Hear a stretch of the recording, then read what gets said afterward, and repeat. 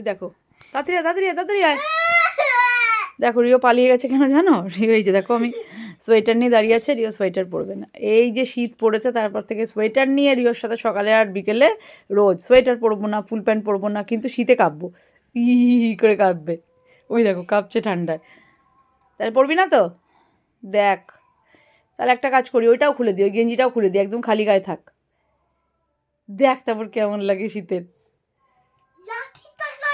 লাঠি দিয়ে কি করবি তুই? লাঠি দিয়ে আমার দাঁড়া তো, আজকে লাঠিটা একজনের পিঠে ভাঙবো, একজনের পিঠে আজকে লাঠিটা পুরো একদম 4টে টুকরো হবে। সে যে কে সেইটা একটু পরে সবাই দেখতে পারবে, কার পিঠে লাঠিটা ভাঙবে। দুম করে একটা আওয়াজ হবে। সোয়েটার পরবে না, দেখো কি করেছে বিছনাটাকে।